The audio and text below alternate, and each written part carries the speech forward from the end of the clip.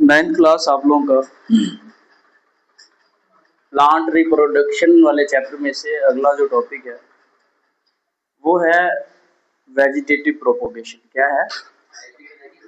Vegetative propagation. ठीक, vegetative propagation असल में एसेक्सुअल तरीका है। कौन सा तरीका है? और मैंने आपको शुरू में बोला था एसेक्सुअल का मतलब होता है जिसमें गमेट्स आपस में नहीं मिलते, जिसमें गमेट्स आपस में ना स्पर्म मिलेंगे, स्पर्म और एग आपस में अगर नहीं मिलते तो उन्हें नाम दिया जाता है एसेक्सुअल मेथड। क्या नाम दिया जाता है? Asexual method. ठीक है, अब एसेक्सुअल तरीके इसमें होता ओवरऑल ये है कि कोई भी जो पेरेंट पौधा है, कौन सा है जी? पेरेंट प्लांट जो होता है ना, कोई भी पेरेंट प्लांट के निबाताती जो हिस्से होते हैं, जो उसके वेजिटेटिव हिस्से होते हैं, फूल के अलावा, किसके अलावा जी?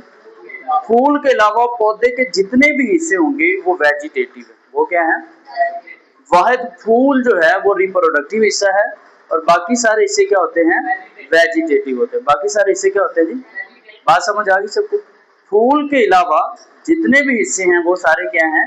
वेजिटेटिव। लेकिन जो फूल है वो क्या है? वो रिप्रोडक्टिव हिस्सा है। यहाँ पर हम लिख लेते हैं जी, फ्लावर जो है, फ्लावर जो है वो रिप्रोडक्टिव हिस्सा है। कौन सा है?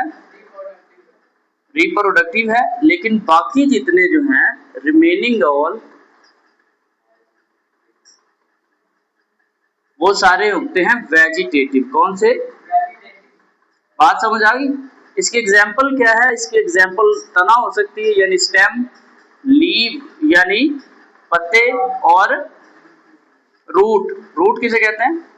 जड़ को। तो ये सारी इसकी एग्जाम्पल है, ये सारी इसकी एग्जाम्पल। बात समझ आ रही? अब फर्क ये है बच्चों के, ये जो प्रोपोगेशन का लफ्ज यहाँ पे इस्तेमाल किया जा रहा है, ये जो वेजिटेटिव प्रोपोगेशन है, इसका आम लफ्जों में मतलब ये है कि जड़, तना या पत्ता, स्टेम, लीव या रूट से अगर नया पौधा पैदा हो जाए, स्टेम, लीव या रूट से अगर एक नए पौधे की पैदाइश हो रही है तो उस अमल को नाम देंगे वेजिटेटिव प्रोपोगेशन। क्या नाम दे देंगे? अब इसकी दो टाइप्स हैं। कितनी टाइप्स हैं? दो टाइप्स हैं। एक टाइप का नाम है जी कुदरती वेजिटेटिव प्रोपोगेशन। कुदरती यानी नेचुरल। क्या है जी? अब नेचुरल जो है ये खुदा की तरफ से है, अल्लाह पाक की तरफ से है, इसमें आप इंसान कुछ नहीं कर सकते हो। इसमें ये हो सकता है कि किसी भी पौधे की जो जड़ है उससे नया पौधा पैदा हो जाए, तना है, तने से नया पौधा पैदा हो सकता है, या फिर पत्ता है तो पत्ते से नया पौधा पैदा हो सकता है, जो कि अभी हम अगले हिस्से में डिस्कस करने वाले हैं।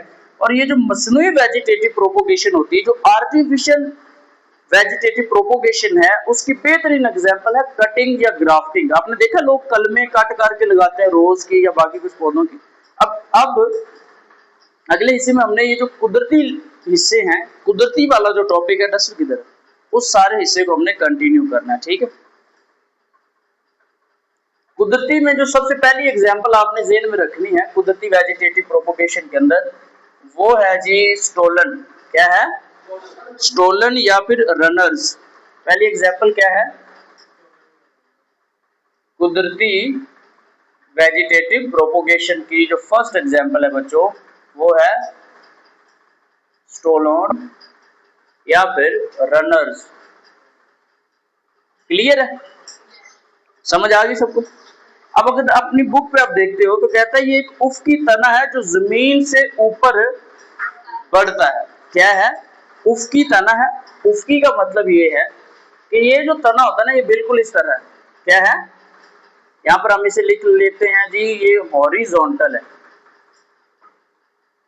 हॉरिजॉन्टल स्टेम है। क्या है? हॉरिजॉन्टल स्टेम का मतलब है उफकी तना। क्या है? उफकी तना है जो ऊपर की जानब बढ़ता है, जो ऊपर की जानब, बात की समझ आ गई? जो ऊपर की जानब बढ़ता है। स्टोलन में नोड्स होते हैं। अब इनमें इस सारे हिस्से के अंदर, इस हिस्से में ये जो बात उन्होंने बोली कि ये जो तना ऊपर बढ़ रहा है, इसमें नोड्स पाए जाते हैं। क्या पाए जाते हैं जी? अब क्वेश्चन ये पैदा होता है, देखो पहली बात हमने ये सीखी कि ये एक उफकी तना है, फिर हमने ये सीखा ये ऊपर की जानब, ऊपर की तरफ बढ़ता है। क्या होता है जी? बढ़ता है। यहाँ पे हम लिखेंगे स्ट्रेट अपवर्ड या ग्रो स्ट्रेट अपवर्ड यानी ऊपर की तरफ ये बढ़ेगा। तीसरी बात जो आपने इसमें याद रखनी है, एक उसकी तना ऊपर की तरफ बढ़ा। तीसरी बात आपने इसमें याद रखनी है कि इसमें नोड्स पाए जाते हैं। क्या पाए जाते हैं जी? नोड्स पाए जाते हैं। Nodes are present here. इनमें नोड्स पाए जाते हैं। क्या पाए जाते हैं? आप सब ने जरूर अपनी जिंदगी में शुगर कैन देखा होगा कहीं ना कहीं। Anybody saw the sugar cane? किसे कहते हैं शुगर कैन? गन्ने को, एग्जैक्टली। तो अगर हम गन्ने की बात करें तो गन्ने की वो क्या कहते हैं हम पंजाबी लोग, इस तरह पोरियां बनी होती हैं, है ना। तो ये जो स्ट्रक्चर होता है ना, ये वाली लाइन, ये जो सेंटर वाली जहां पे वो एक पीस खत्म हो रहा होता है पूरी लेंथ का, उसे नाम देते हैं नोड्स का। किस चीज का? और अगर दो पोरियों के दरमियान, दो ये जो हिस्से हैं इनके दरमियान जो सारा पोर्शन है उसे नाम देंगे इंटरनोड का। किस चीज का? यानी नोड्स के दरमियान। इंटर का क्या मतलब होता है? दरमियान। दो नोड्स के दरमियान जो हिस्सा होगा उसे नाम देंगे इंटरनोड का। किस चीज का? इंटरनोड का। यहां तक बात समझ आ गई सब बच्चों? कोई कंफ्यूजन? क्लियर। अब चौथी बात आपने याद रखनी है, जहां नए पत्ते और जड़ें नमू पाती हैं। अब यहां पर ना नोड्स के ऊपर नए पत्ते और जड़ें, नोड्स पर क्या हो रहा है जी? New leaves and roots. दो बातें आपने याद रखनी इस हिस्से में। यहां पे दो बातों का और इजाफा कर लें कि नोड्स के ऊपर नए पत्ते लगेंगे और नए पत्तों के साथ जड़ें लगेंगी। क्या लगेंगी जी? बिल्कुल इसी तरह नोड्स के ऊपर new leaves and roots are appear or grow, या वो बढ़ेंगे या फिर पैदा हो जाएंगे। ठीक है। फिर आगे कहता है पत्ते ऊपर की तरफ बढ़ते हैं। अब यही पत्ते जो होंगे, ये जो पत्ते हैं, ये पत्ते ऊपर की जानब बढ़ेंगे। किस तरफ बढ़ेंगे जी? ऊपर की जानब। ये जो लीव्स हैं दे ग्रो अपवर्ड। किस तरफ इनकी ग्रोथ होगी? अपवर्ड, ऊपर की जानब। किस तरफ? ऊपर की जानब। और जड़ें नीचे की जानब बढ़ती हैं। जड़ें किस तरफ बढ़ेंगी? डाउनवर्ड। किस तरह जी? आई थिंक आपको बात समझ आ रही है कि जड़ें नीचे की जानब जाएंगी और पत्ते ऊपर की जानब जाएंगे। इस तरह नोड में से एक नया पौधा निकल आता है। यहां से देखो, यहां से पत्ते ऊपर की तरफ गए और जड़ें नीचे की तरफ आए, तो एक बन गया ना नया पौधा। क्या नहीं बना? बन गया नया पौधा। तो यही इसी चीज को नाम देते हैं स्टोलन का, इसी चीज को नाम देते हैं रनर्स का। किस चीज का? रनर्स का। और इसकी जो बेस्ट एग्जांपल है वो है स्ट्रॉबेरी। कौन सी है? Strawberry is the best example of the stolon और रनर। ठीक है। रनर की या फिर किसकी? स्टोलन की जो बेहतरीन एग्जांपल है वो कौन सी है? स्ट्रॉबेरी। यहां तक समझ आ गया? आपकी बुक पे ये बड़ी जबरदस्त डायग्राम बनी हुई है। अगर आप इसे देखोगे ना प्रॉपर, तो आपको नजर आ रहा होगा कि नोड कहां पे बना है, नया पौधा कैसे निकला, और फिर आगे ये जो एक लाइन गई है, नजर आ रही सबको? हमने ये देखा था ना कि तना आगे की तरफ जाता है, पहले मतलब उफ की जानब बढ़ेगा फिर ऊपर आएगा, पहले उफ की जानब फिर ऊपर की जानब। और उन नोड में निचले हिस्से से जड़ें निकलेंगी और ऊपर वाले हिस्से से क्या निकलेगा जी? पत्ते निकलेंगे। और फिर इसकी जो बेस्ट एग्जांपल हमारे सामने आई वो कौन सी थी? वो स्ट्रॉबेरी। कौन सी है जी? स्ट्रॉबेरी। तो आई थिंक आप लोगों को ये क्लियर हो गया होगा। क्लियर है? अच्छा, इसके बाद अगला जो टॉपिक है बच्चों आप लोगों का वो है ट्यूबर्स। ट्यूबर्स ही है। Next topic is tubers. क्या है?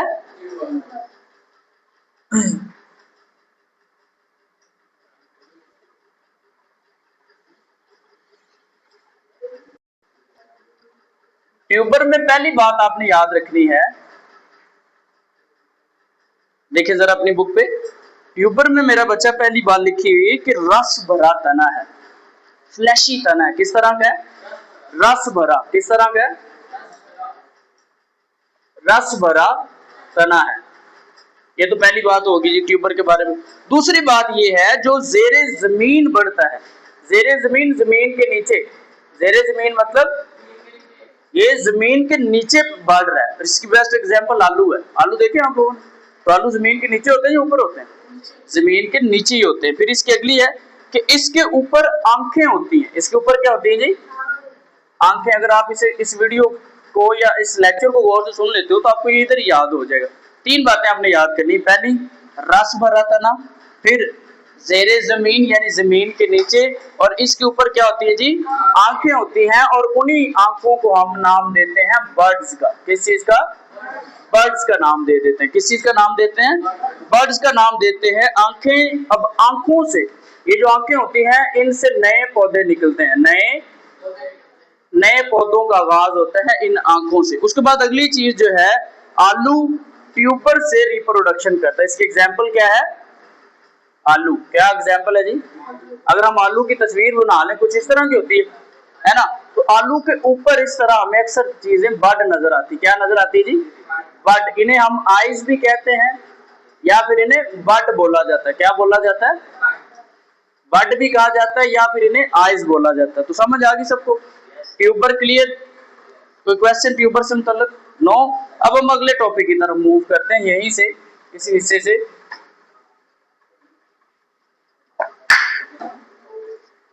अगला जो आपका टॉपिक है बच्चे, वो है राइजोम।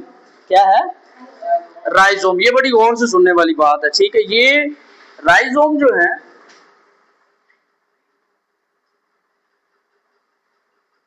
राइजोम भी असल में उफकी तने हैं। क्या है? अब उफकी का मतलब मैंने आपको पहले इंग्लिश में समझा दिया, हॉरिजॉन्टल। क्या है? हॉरिजॉन्टल का मतलब होता है जो जमीन के साथ लेटा हो। जिस तरह जमीन है स्ट्रेट फॉरवर्ड, उसी तरह ये भी कंटिन्यू हालत में रहे, उसी तरह ये भी कंटिन्यू हालत में रहे। तो कहता है ये उफकी तना है जो जमीन के नीचे बढ़ता है। अब इसकी भी जो बढ़ने की हालत है वो क्या है? जमीन के नीचे। ठीक होगा जी। पहली बात आपने क्या सीखा कि ये हॉरिजॉन्टल स्टेम है, हॉरिजॉन्टल तना है। फिर आपने ये देखा कि अंडर द अर्थ, जमीन के नीचे, या under the soil it will grow, ये जमीन के नीचे बढ़ रहा है। कहां पे बढ़ रहा है जी?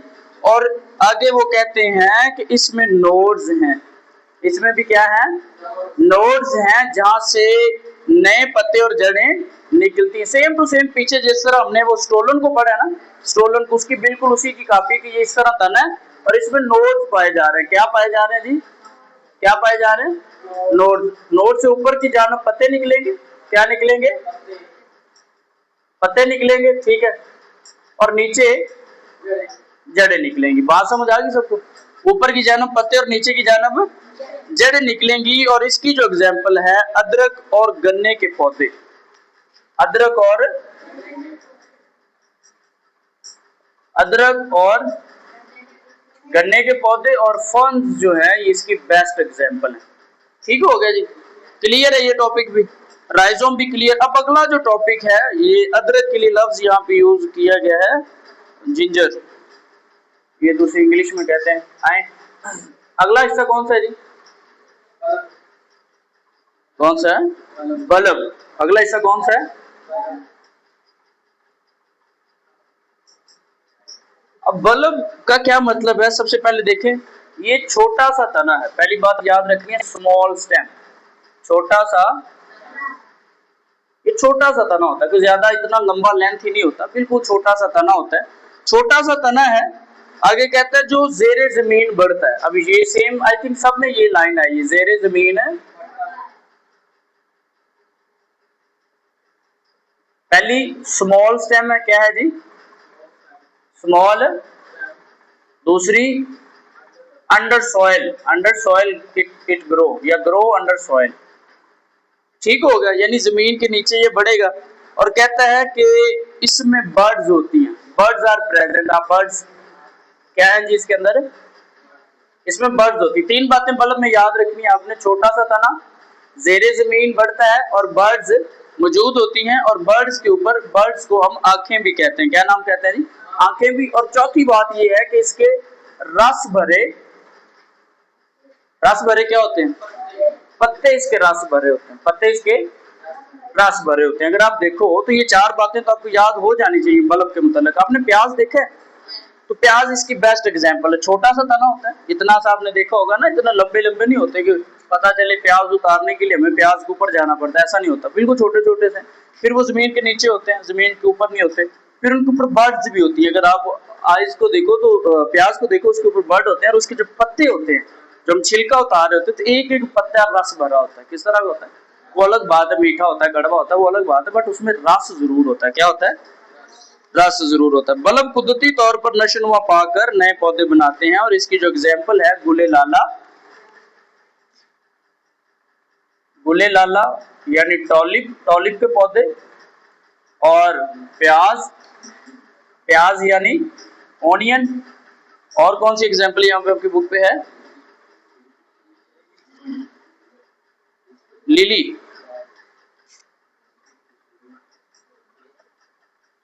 ठीक है, तो ये 3 एग्जाम्पल हैं आपके टॉपिक में बल्ब की। कौन सी हैं जी?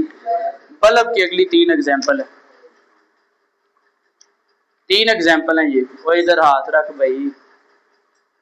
पांचवा जो हिस्सा है आप लोगों का वो है कोरम। क्या चीज है? कोरम। ये भी गौर से सुनने वाला है। कोरम में जो पहली बात आपने याद रखनी है, पहली बात ये है, ये बल्ब से मुशाबत रखता है। कोरम किससे मुशाबत रखता है जी? और बल्ब के बारे में कितनी बातें हमने सीखी हैं? 4। कितनी बातें? पहली, छोटा सा तना, नंबर 1, उसके ऊपर आंखें या बड मौजूद होंगी, नंबर 2, उसके पत्ते क्या होंगे? रस भरे होंगे। पत्ते क्या होंगे? अब बिल्कुल उसी तरह कोरम भी मुशाबत रखता है। यहाँ पे आप लफ्ज यूज करेंगे सिमिलर, मुशाबत बल्ब से। ठीक है, यानी सिमिलर टू बल्ब। इंग्लिश में क्या लफ्ज यूज करेंगे? सिमिलर टू, यानी बल्ब के बिल्कुल सिमिलर है, कोई गैप, कोई कुछ नहीं है। ठीक है, यहाँ पर अगर इसकी बात देखें, लेकिन इसमें रस भरे पत्ते नहीं होते। फर्क क्या है जी? कोरम के अंदर फर्क ये है कि रस भरे पत्ते, रस भरे पत्ते नहीं होते। तो रस भरे पत्ते होते हैं वो कोरम के अंदर मौजूद नहीं होते। बात समझ आ गई जी? और तकरीबन तमाम कोरम तने पर मुश्तमिल होते हैं। किस पे मुश्तमिल होते हैं? सारी जिंदगी इनकी तने पे गुजर जाती है। किस पे गुजर जाती है?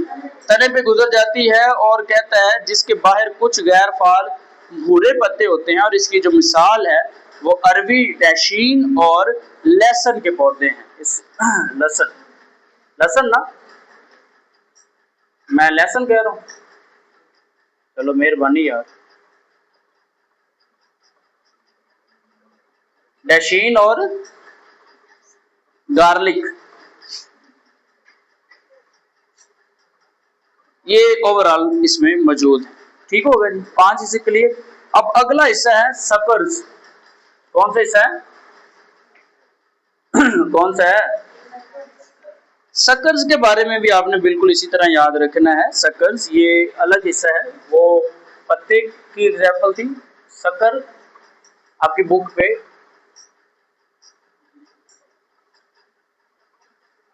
ये बी पोर्शन है सकर्स। सकर्स में कहता है कि ये ऐसी शूट्स हैं जो अबाई पौधे की बुनियाद या उसके जेरे जमीन जड़ों से निकलती हैं। सकर असल में क्या है? शूट्स हैं। क्या है? शूट्स किन्हें कहते हैं जी? शाखों। किन्हें कहते हैं? जो अबाई पौधे, जो अबाई पौधे के, अबाई पौधे के जड़ों से, या फिर पौधे की जेरे जमीन या पौधे की बुनियाद से। पौधे की, अगर हम पौधे की बुनियाद की बात करें तो वो जड़ें ही हैं। यानी ये वो शाखें हैं जो पौधे की जड़ों से निकलती हैं। पौधे की जड़ों से निकलती हैं। ये शूट्स अबाई पौधे के साथ जुड़े रहकर नए पौधों की सूरत में नशोनुमा पाती हैं। ये बिल्कुल अगली बात, ये जो शूट्स हैं ये आपने याद रखनी है कि अपने पौधे अबाई पौधे के साथ जुड़ी रहती है। यानी पेरेंट पौधे के साथ ये जो शूट्स हैं ये अटैच रहती है। ये शूट्स क्या रहती हैं? अटैच रहती हैं। और आगे कहता है कि इसकी जो एग्जाम्पल्स हैं वो सिंपल केला और रास्पबेरी। इसकी जो बेस्ट एग्जाम्पल कौन सी है? केले के पौधे। किसके? केला का जो पौधा है वो सकर्स की बेहतरीन एग्जाम्पल है। किसकी बेहतरीन एग्जाम्पल है? सकर्स की बेहतरीन एग्जाम्पल। आखिरी एक टर्म है बच्चों यहाँ पे, वो है तरमीम शुदा पत्ते। क्या है? तरमीम का मतलब है मॉडिफाइड, तब्दील हो चुके। तरमीम का क्या मतलब है? तरमीम शुदा पत्ते। तरमीमशुदा का इंग्लिश जो ट्रांसलेशन है वो है मॉडिफाइड लीव्स। अच्छा, अभी तक ना हमने, आपको मैं थोड़ा सा रिव्यू करवा दूं कि हमने तीनों हिस्सों को डिस्कस किया। वन इज तने तने के जरिए, जिसकी स्टोलन, ट्यूबर, बल्ब और कोरम 4 एग्जाम्पल थी। फिर हमने शाख के बारे में पढ़ा।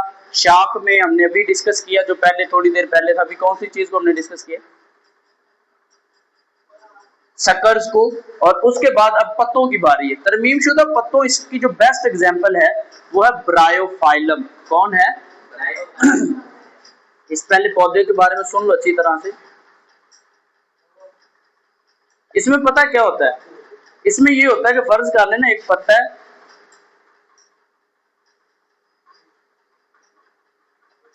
तो इस पत्ते से नए पौधे निकलना शुरू हो जाएंगे। पत्ते से अगर नए पौधे निकल रहे हैं तो इसे नाम देंगे तरमीमशुदा पत्ते। क्या नाम दे देंगे? ब्रायोफाइलम के पत्तों में वेजिटेटिव प्रोपोगेशन के लिए तब्दीलियां होती हैं। क्या होती हैं जी? तब्दीलियां होती हैं, यानी इस पत्ते से नए पौधे बनना शुरू हो जाते हैं। मिसाल के तौर पर ऐसे पत्तों के हाशियों पर बर्ड्स होती हैं। हाशिए जो है ना, हाशिए किनारों को कहते हैं। तो इन जगहों पे बर्ड्स पाई जाती हैं। क्या पाई जाती हैं? और आप सबको पता है, जहाँ पे बर्ड्स होगी वहां से नया पौधा तो ग्रो करेगा, वहां से नया पौधा तो ग्रो। और इसी तरह नोड में से एक पौधा निकलता है और स्ट्रॉबेरी स्टोलन रिप्रोडक्शन करके, स्टोलन इस्तेमाल करके रिप्रोडक्शन करता है।